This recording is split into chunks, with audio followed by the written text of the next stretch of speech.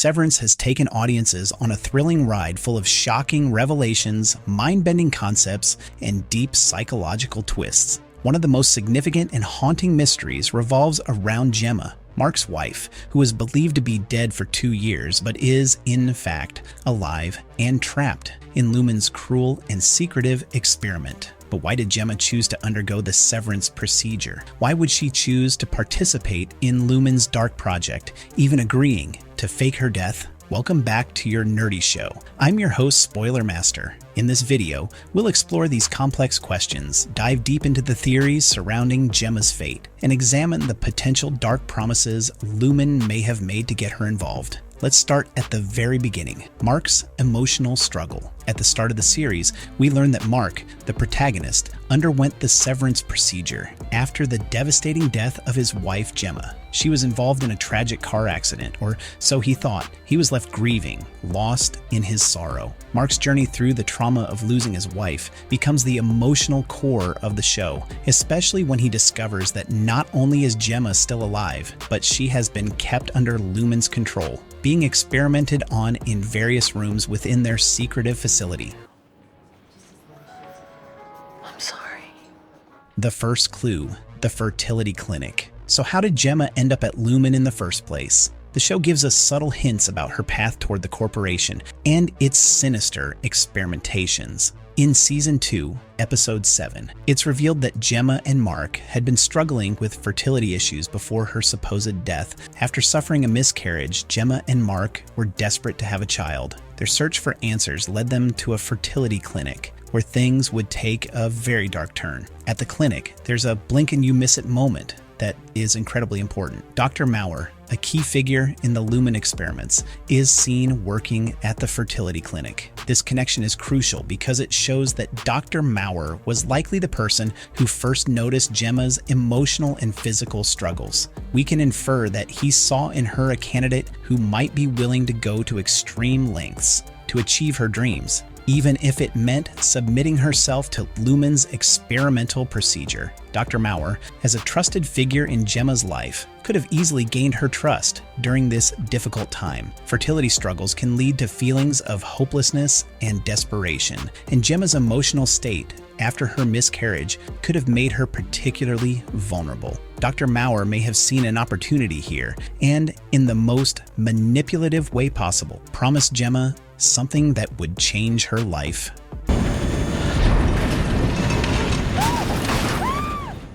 The promise of parenthood. What could Lumon possibly offer Gemma to make her agree to such an extreme procedure? Given the context of her fertility issues, it seems highly likely that Lumon promised Gemma a chance to have the child she so desperately wanted. After all, IVF and other conventional methods were not working for her, and she was left feeling helpless. The chance to try something new, something revolutionary, likely seemed like a lifeline. Dr. Maurer, with his apparent expertise in the fertility field, probably told Gemma that Lumon's experimental procedures could unlock the key to her having a child. Maybe it was framed as a cutting-edge medical advancement, a chance to achieve what had previously seemed impossible. Gemma, in her grief and longing to have a child, would likely have agreed to participate in these experiments, especially when offered the hope of becoming a mother at long last. But the sinister twist lies in the fact that this offer wasn't about motherhood in the traditional sense. Instead of getting a child in the way she expected, Gemma was manipulated into becoming a pawn in Lumon's grand and deeply unethical experiment. So what happens once I've been in all the rooms?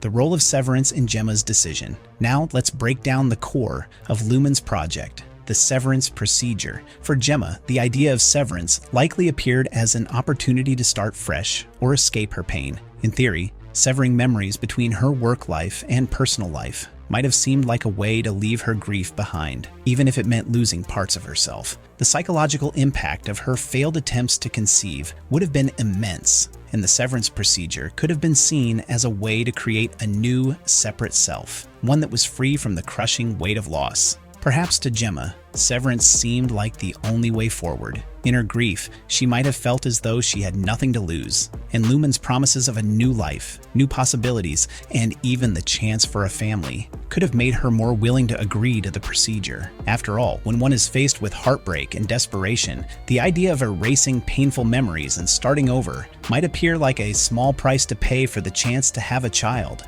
especially with the false hope Lumon may have given her. Mark will benefit from the world you're siring. Faking her death a necessary evil? So why did Lumon need to fake Gemma's death? This question is crucial because it raises the stakes of the entire situation. Faking someone's death is no small task, and it certainly wouldn't have been easy for Gemma to agree to. The answer seems to lie in Lumon's need for secrecy and control. If Gemma had simply disappeared or gone missing, Mark might have been determined to find her. His grief would have consumed him, and he wouldn't have rested until he had answers. By staging Gemma's death, Lumon was able to ensure that Mark would never search for her, at least not in a meaningful way. If Mark believed she was dead, he would stop looking. That allowed Lumon to continue their experiments on her without interference. After all, if Gemma were declared dead, it would also prevent any other individuals from looking into her disappearance or asking questions about her condition. But here's the kicker. Did Gemma willingly participate in this? Did she agree to the staged car accident and fake her own death? Or was she coerced into it by Lumon? Based on what we know, it seems more likely that Gemma was manipulated into going along with this charade. The emotional weight of losing Mark and the desire to achieve the dream of having a child could have made her feel as though she had no choice but to submit to whatever Lumon asked. Perhaps she believed that Mark would eventually come to terms with her death, and that in the end, the severance procedure and Lumon's promises would eventually bring them together in a different way. But we never get a clear confirmation of whether Gemma fully understood the extent of Lumon's manipulation or whether she was simply too lost in her own grief and desperation to see the larger picture. How much longer do I have to do this?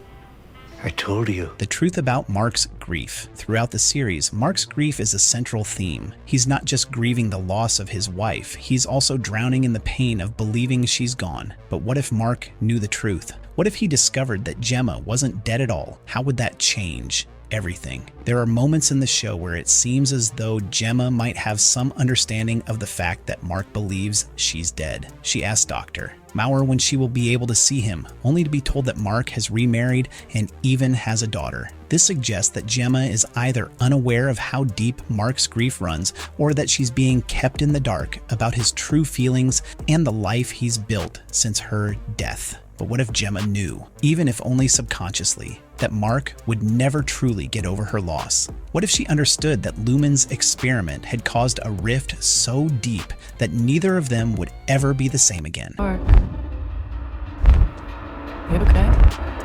The growing mystery, Helly and the baby dilemma theories have emerged that tie Mark's journey even further into Gemma's story, specifically involving Helly, the innie of the daughter of Lumon's CEO. Fans are speculating that Helly may become pregnant, adding another tragic layer to the already complex web of relationships. If this theory is true, it would create an even deeper moral dilemma. How would Mark, who believed his wife was dead, react to the possibility that he's unknowingly involved in the creation of a child with his boss's daughter? The implications of such a development would raise disturbing questions about bodily autonomy, identity, and the ways Lumon has manipulated everyone involved. And if Mark were to find out that Gemma had been right beneath his feet this whole time, still desperately trying to get back to him, how would he handle that truth?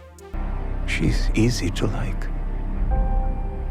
She's fond of me. The darkness of Lumon's experiment. At the heart of Severance is a deeply unsettling truth. Lumon doesn't just play with memories, it plays with lives. Gemma's choice to undergo severance wasn't just a personal decision. It was one that was shaped by manipulation, grief, and the false hope of achieving what she'd longed for, a child. The twisted promises made by Lumon only deepened the emotional complexity of her decision. The question of whether she was fully aware of her fate or whether she was coerced remains one of the show's most haunting mysteries. As the series continues to unfold, we can only imagine the darker truths waiting to be uncovered about Gemma, Sharmark, and the sinister forces controlling them. The promise of a new life may have seemed like salvation, but in the world of Severance, it's clear that nothing comes without a price. Yes.